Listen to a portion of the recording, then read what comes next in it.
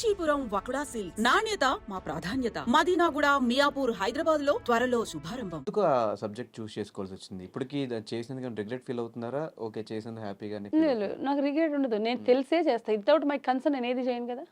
నాకు కాన్సెన్స్లో ఏమంటే ఒక మతి కరెక్ట్గా ఉండే చేస్తాను కదా. అంటే బట్ ఒక ఇంట్రెస్ట్ వచ్చేస్తుంది కదా సినిమా చేయాలన్నప్పుడు. ఆర్జీవి గారు లాంటి డైరెక్టర్స్ లేదు లేదు అది ఎలా అంటే నాకు ఫస్ట్ ఆఫ్ ఆల్ ఆర్జీవి గారితోనే సినిమా చేయాలని కానీ ఇది కానీ నాకు ఎప్పుడు నాకు ఇంట్రెస్ట్ లేదు. దట్ మీన్స్ అలాగే నేను నెగిటివ్ కాదు ఆయనకి. అందరూ నేను అప్పుడు దాకా ఒక డిజైనర్ దానిలోనే ఉన్నాను. నేను యాక్టివ్ మైండ్లో నేను లేను. నన్ను ఆ మూవీ అప్పుడు పిలిచినప్పుడు కూడా కోవిడ్ లాక్డౌన్లో ఉన్నాం. మనం బయటకు వస్తే చాలు అనే మైండ్ సెట్లో ఉన్నాం. బికాజ్ ఆ సినిమాకి కూడా నేను చెప్తున్నా వెరీ బ్యాడ్ మైండ్ సెట్లో ఉన్నాం అందరం. రైట్, డిప్రెషన్ అప్పటికే 1 year దాటేసింది మనం లోపల ఉండి అయిన తర్వాత నాకు పిలిచారు. అలాగే సినిమా ఉంది ఆర్జీవి గారిది, మీరు రావాలండి అంటే నేను ఏమనుకుంటా, డిజైనింగ్ అనుకుంటానా యాక్టింగ్ అనుకుంటానా? డిజైనింగ్ ఆబ్వియస్లీ అలాగే వెళ్ళిన తర్వాత ఆయన నాకు ఎవరైనా సినిమా నేరేట్ చేస్తారు. డిజైన్ ఎనీ టెక్నీషియన్కి ముందు మేజర్ టెక్నీషియన్స్కి సినిమా నేరేట్ చేస్తారు. చేసిన తర్వాత నేను నువ్వు యాక్ట్ చేయాలి ఇందులో అన్నారు. 10 నిమిషాలే చెప్పారు నాకు. నువ్వు యాక్ట్ చేయాలి, చేస్తావా అన్నారు. చేస్తా సార్, ఏదైతే ఏముంది అన్న. ఇలాగే అన్నా నేను, ఏదైతే ఏముంది చేస్తా సార్ అన్న. అంత డీటెయిలింగ్ అంటే కూడా మనకేం లేదు, చేస్తాను, రేపు వెళ్ళిపోదామా షూట్కి అంటే ఎల్లుండి వెళ్దాం సార్ అన్న. అంతే, అసలు స్క్రిప్ట్ కానీ ఏం లేదు, ఏం లేదు అంతే. అదే జరిగింది. ఏం లేక స్టార్టింగ్ పిలిచినప్పుడు బోల్డ్ సీన్స్ చేయాలి అన్నప్పుడు మీకేమి అంటే నాకు ఆయన ఏం చెప్పారంటే బోల్డ్ అన్నప్పుడు నాకేమంటే నువ్వు యూ కెన్ వేర్ అంటే ఆయన కబడ్డీ అన్ని చూసారుగా, నువ్వు షార్ట్లు వేసుకుంటావు కదా అలాగే షార్ట్ వేసుకో, నీకు ఎక్కడైనా అన్కంఫర్టబుల్గా ఉంటే నాకు చెప్పు అన్నారు. నేను ఆయన ఇచ్చారు షార్ట్ వేసుకొని, నేను అంటే సారీసే ఎక్కువ ఉంటాయి బట్ కొన్ని సీన్స్ ఏమైనా ఉన్నప్పుడు షార్ట్ ఉంటుంది, షార్ట్ వేసుకో అని అన్నారు. నేను షార్ట్ వేసుకుని చేశాను. అండ్ క్లీవేజ్ అదంతా అన్నప్పుడు ఎక్కడ మీరు నో చెప్పడం కానీ అవసరం అంటే ఇప్పుడు ఆయన కెమెరా ఇప్పుడు ఇక్కడ పెట్టాడు, ఇప్పుడు నన్ను ఏ యాంగిల్లో తీస్తుండే నాకు తెలియదుగా. ఓకే ఓకే షూట్ ఎలా జరుగుతుందో తెలియదు, ఆయన ఏం చెప్తాడు. ఒక ఎలా ఉంటుందంటే ఆర్టిస్ట్కి డైరెక్టర్ ఇప్పుడు మీరు నాకు డైరెక్ట్ చేస్తున్నప్పుడు నువ్వు ఈ సీన్ చేయనప్పుడు మనం అన్ని చూడం, బట్ ఆయన కెమెరా ఏ యాంగిల్లో పెడుతుందో అనేది కూడా నేను చూడను. ఇప్పుడు అది నాది ప్రొఫైల్లో ఉందా, ఫుల్లో ఉందా, మిడ్లో ఉందా, ఆఫ్లో ఉందా కూడా నాకు తెలియదు. కెమెరా పెట్టుకుంటే నేను మీతో మాట్లాడుతున్నాను లైక్ దట్. అది మనం వన్స్ ఆ మూవీ ఒకటి నేను కమిట్ అయ్యి నేను చేస్తానప్పుడు మన దేనిలోనూ కెలగకూడదు. నువ్వు ఈ కెమెరా ఇలా ఎందుకు పెట్టావు, నువ్వు అలా పెట్టావు. అండ్ రెండోది నేను ఎప్పుడూ అసలు చూడలేదు అది.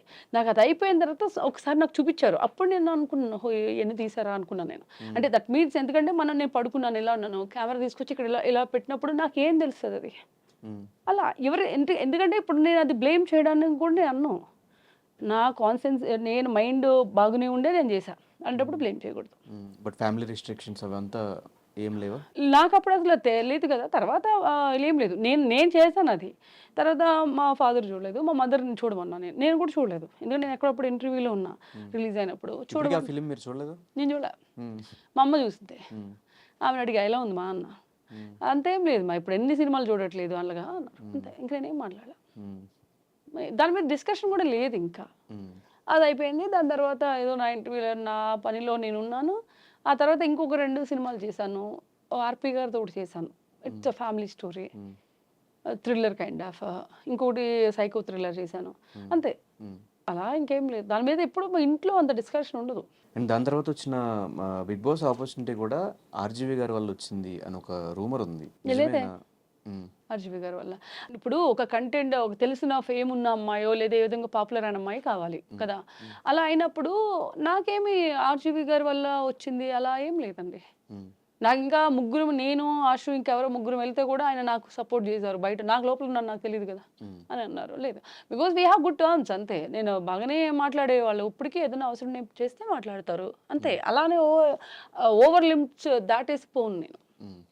సో బిగ్ బాస్ ఎక్స్పీరియన్స్ ఎలా అనిపించింది? బిగ్ బాస్ లోపల ఏం తెలియదు అబ్బా. అంటే మీరు ఎందుకు అన్నట్టు ఒక స్పోర్ట్స్ ప్లేయర్కి మైండ్ గేమ్ చాలా ఇంపార్టెంట్. మైండ్తోనే గేమ్ ఆడాలి వాళ్ళు.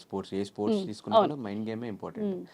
అంత మైండ్ గేమ్ ఉండి అంత స్పోర్ట్స్లో ఒక 10 years ఎక్స్పీరియన్స్ ఉండి బిగ్ బాస్ హౌస్లో ఎందుకు 3rd weekలోనే బయటకు వచ్చేయాల్సి వచ్చింది? ఇప్పుడు రియాలిటీ చూసుకుంటే నేను ఏదైనా ఇప్పుడున్న 2 వారాలని ఏదైనా చాలా టఫ్ ఇచ్చాను. మీరు చూడండి, మళ్ళీ ఎక్కడ నేను కాంప్రమైజ్ అవ్వాలా, ఏ వేలో కాంప్రమైజ్ అవ్వాలా, అవునా కదా. అంటే మైండ్ గేమ్ కంటే అగ్రెసివ్నెస్ ఎక్కువ కనిపించింది నాకు. అక్కడ అగ్రెసివ్ లేనందుకే నేను బయటకు వచ్చా, నా కోపం లేనందుకే నేను బయటకు వచ్చానేమో అనుకున్నా.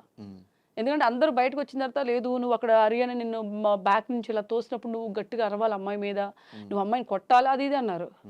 నేను ఎక్స్క్యూజ్ చేశాను అమ్మాయిని. అదే మనం మైనస్ ఏమో అనుకున్నాను, అంటే అతి మంచితనమే మైనస్ ఏమో అనుకున్నాను నేను. ఎందుకంటే నాకు అమ్మాయి నన్ను బ్యాక్ నుంచి వచ్చి తోసేస్తే నేను పడిపోయాను. నేను అది చేయకూడదు. అప్పుడు నిజంగా నేను చాలా పెయిన్ కూడా వచ్చింది నాకు. మరి అది ఉన్నప్పుడు నేను ఆమెతో గొడవ పెట్టుకోవాలి అన్నారు. మనకి రియల్ లైఫ్లో అంత గొడవ అంత పెట్టుకొని ఉన్నప్పుడు మనకి ఎలా వస్తుంది? అది నేచర్గా బై నేచర్ రాదు కదా.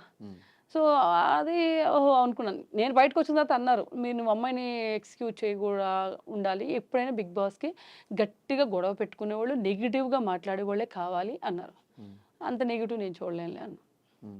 అంతే, నేను ఏదైనా అంత సీరియస్గా తీసేసుకుని చేసేయాలని అనుకున్నాను. బట్ స్పోర్ట్స్ అంటారా, ఏదైనా సరే నేనున్నప్పుడు ఏదైనా సరే ప్రతి దానిలో నేను ఉండేదాన్ని. బట్ ఓన్లీ కెమెరా దగ్గరికి వెళ్ళి నేను యాక్ట్ చేయాల్సిన అవసరం నాకు లేదు. చాలామంది చేసేవాళ్ళు అక్కడ ఏమి చేయకుండా కెమెరా దగ్గరికి వెళ్ళి మాటలు చెప్పేవాళ్ళు. ఆ తర్వాత అంటే experience there is the mentality. మనము యాక్ట్ చేయాలి, ఇక్కడ ఇలా ఉంటే ఇలా వస్తుంది, ఇలా ఉంటే అలా వస్తుంది అనే దానిలో అవసరం లేదు కదా. ఎంత అవసరమో అంతే ఉండాలబ్బా. ఉంటే ఇంకో 2 వీక్లు ఎక్స్ట్రా ఉంటాము, కానీ 2 వీక్స్ ఎక్స్ట్రా ఉంటామేమో. నేను ఎప్పుడు ఎక్కడ బ్యాక్ పిచ్చింగ్ చేయలా. నేను ఉన్నందరూ మీకు తెలుసు ఆన్ స్టేజ్ మీద నేను అడిగాను నాగార్జున గారిని ఎందుకు తీసుకొచ్చి, ఎందుకంటే there is no mistake my side. And నేను ఎఫర్ట్ పెట్టా అన్ని విషయాల్లో. మీకు గుర్తుందో లేదు, నేను స్టేజ్ మీద అడిగా. ఈ రోజు వరకు ఎవరు క్వశ్చన్ కూడా చేయలేదు అలాగా. ఎందుకంటే I have that guts and because I know about that లోపల ఏం జరిగింది అనేది. ఏమి కూర్చోకుండా సోఫాలో కూర్చున్న వాళ్ళు లోపల ఉన్నారు. వాళ్ళు కిచెన్ వర్క్ చేయలేదు, లేదంటే బయట వర్క్ చేయలేదు, స్పోర్ట్స్లో కూడా ఎక్కడా పార్టిసిపేట్ చేయలేదు. నేను ఫస్ట్ వీక్లో ఉన్న సెకండ్ క్యాప్టెన్సీ దానికి నేను వెళ్ళా, అవునా కదా. వెళ్ళినప్పుడు ఎలా తీసిస్తారు? దమ్ముగా కూర్చున్న వాళ్ళు ఉన్నారు అందులో. మరి యాక్టివ్గా ఉన్న వాళ్ళు ఎందుకు బయటకు వచ్చారు? అదే క్వశ్చన్ వేసాను నేను. అంటే ఓన్లీ పనులు చేస్తేనో లేదంటే అట్లా ఉంటేనో షో కాదు కదా. జనానికి నచ్చేలా మనం ఏదో చేస్తూ ఉంటాం. ఏం చేయాలి అంటే ఒకళ్ళ మీద ఒకళ్ళు మాటలు చెప్పాలా? ఏమో మేబీ వాటి వల్ల ఆ ఇష్యూస్. అంటే నేను అనేది ఏంటంటే ఒకళ్ళు కూర్చుని రొమాంటిక్ పక్కన కూర్చుని ఇలా చేతులు ఇలా నలుపుకుంటూ లేకపోతే ఇంకోటి అది కావాలా జనాలకి? హానెస్ట్గా ఉన్నది కావాలి. నేను హానెస్ట్గా ఉన్నా. అలాగని చెప్పేసి జనాలు ఓటు వేస్తే బయటకు వచ్చేది అక్కడ కాదు, వాళ్ళ ఇష్టం. It's a team. వాళ్ళకి ఏం నచ్చితే అది ఉంచుతారు. అదే నాకు తెలిసినంతవరకు. కానీ దాని తర్వాత